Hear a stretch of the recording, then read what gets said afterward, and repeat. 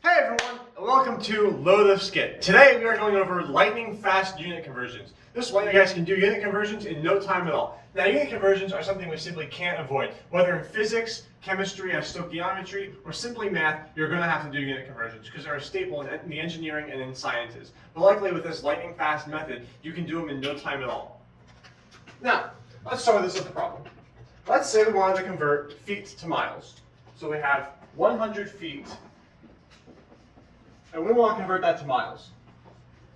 Well, first of all, you need to know the conversion factor between feet and miles. Remember, the conversion factor is 5,280 feet per mile. And we will use this as our conversion factor when we multiply to get from feet to miles. When I say multiply, that's because this is the method that we use to convert units. So, and here's the way we're going to do this, and we'll do this in a step method. First of all, we write out our first unit. So we write out 100 feet to begin with. Then we write our conversion factor. And we do it in a way such that the previous units cancel out to give rise to the next units. Let me show you how this works, because it's a little bit confusing. We say that there is 1 mile per 5,280 feet. And the reason it's written this way is that the feet units will actually wind up canceling out to give only miles, which is our short unit. And this is because essentially to get from feet to miles, from the smaller to the larger unit, we need to divide by the amount of feet that there are per a mile. So, when we can do this, we can plug this right into our calculator and get that 1 mile is equal to 10 over 528 feet, just simply by math, which equates to roughly 0.0189 miles. And I usually put this to the 10,000th place because we need to be very specific with these. With some you might not have to be, but with this one I like to be specific. Okay, so that was an easy one requiring only one conversion. So, we erase this and we'll bring on something harder. Keep in mind that conversions can be done using either vector or scalar quantities. As long as it has units, we can be converting them as long as they are within the same frame of units. So it's time to time, distance to distance, speed to speed, etc. So, let's bring on something a little bit harder. Let's convert from miles to inches. So we have 51 miles, and we want to convert that to inches. Now, that's a lot, because we need to do several multiplication factors, but luckily that shouldn't be too hard of a problem. So, we'll start with our primary unit as 51 miles. Then we can multiply to get to inches. Now, unless you know the conversion factor from miles to inches off the top of your head, we're going to take this in steps. We're going to start with miles to feet. Now, we previously discussed that there are 5,280 feet per mile. And we'll put miles on the bottom in this case because that's the unit we want to cancel out. But we're not done here. We're at feet, but now we need to get to inches.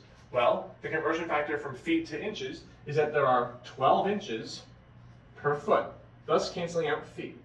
So once miles and feet cancel out, we receive to an answer in inches, which, once plugged into our calculators, will read as a whopping 3,231,360 inches per 51 miles.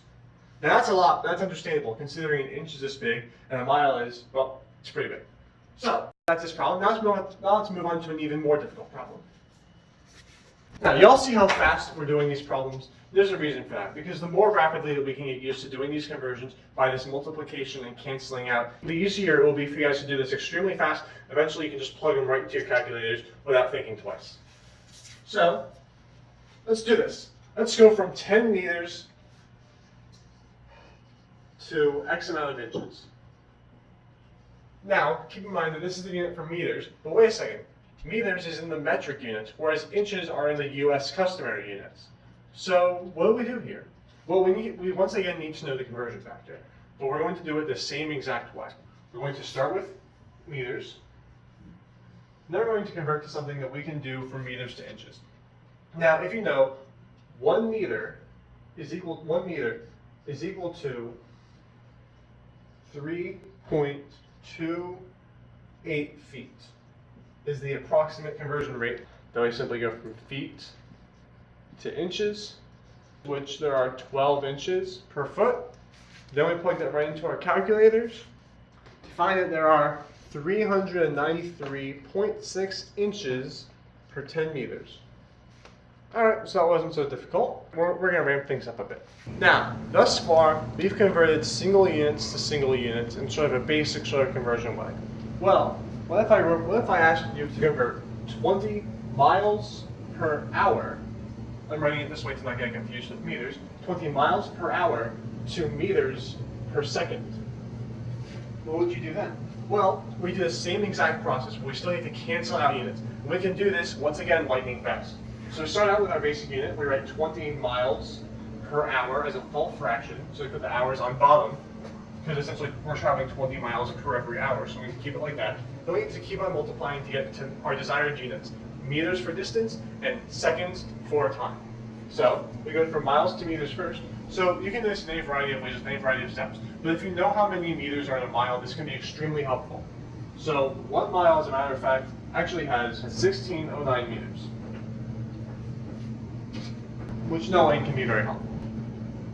Then, to go from hours to seconds, so if we want to cancel out hours, we know that 1 hour actually has 3,600 seconds.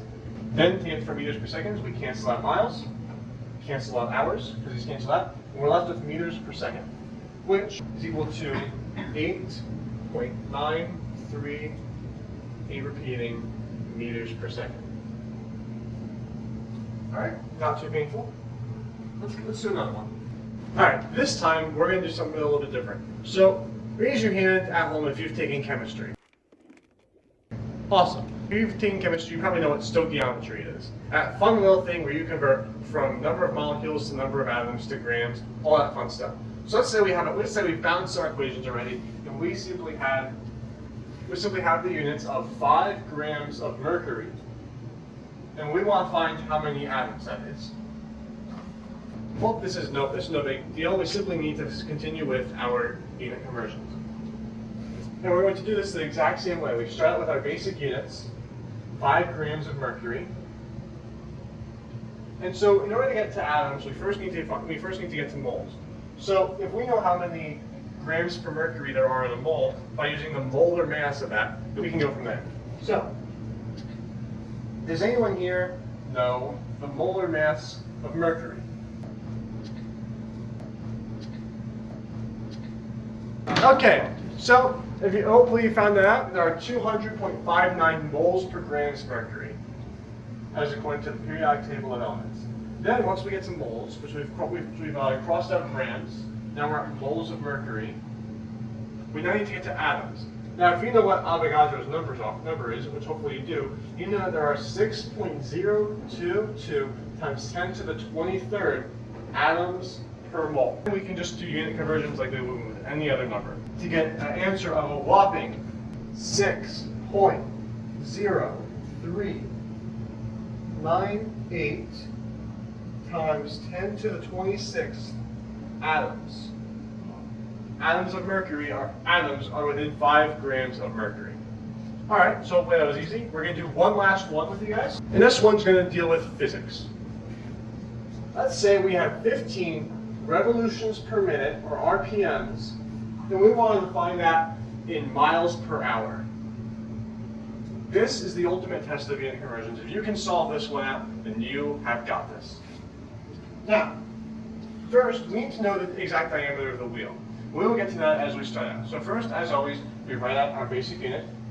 Always write out the basic unit. That is important to make sure we don't get confused. 15 revolutions per minute. Now, if you've taken physics or if you've taken pre-calculus, you know that we want to convert to radians to do this in terms of what the radius is. So we know that 1 revolution is equal to 2 pi radians. If you have not learned this yet, then you can just skip this part because that won't pertain to you. But if you do, you know that 1 revolution is equal to 2 pi radians. Now, to get from radians to a tangential velocity, we need to go from radians to what the radius of the wheel actually is. Now, since I'm not giving you one, let's say the diameter of this wheel, let's just say it's 26 inches, 26-inch diameter wheel. Well, since we're trying to find the radius, 26-inch diameter, since we're trying to find the radius, we take half of that, so that 1 radian is equal to 13 inches, setting that equal to the radius of the wheel. Great. So we've gotten from rotational variables to tangential variables. So once we're at inches, we can get to miles by doing a couple of extra conversions, such as the fact that there are 12 inches per 1 foot. and 1580, sorry, and 5280 feet per mile. And then lastly, to go from minutes to hours, because we can't forget our time variable, we know that there are 60 minutes per hour. Wow, that is long. But all we have to do is cross out the units that don't matter to us, just so that we get the ones that do. And then if we plug this into our calculator, this huge behemoth into our calculator, we find, my friends, that it is 1.16 miles per hour is equal to 15 revolutions per minute. So, that is the end of this video. Hope you guys enjoyed. I will actually, at the end of this video, we will post some sample problems for you guys to try, and we will post the answers in the description. But otherwise, always have a great one. And remember, it's a skinny world there, so take us with you by subscribing. See ya.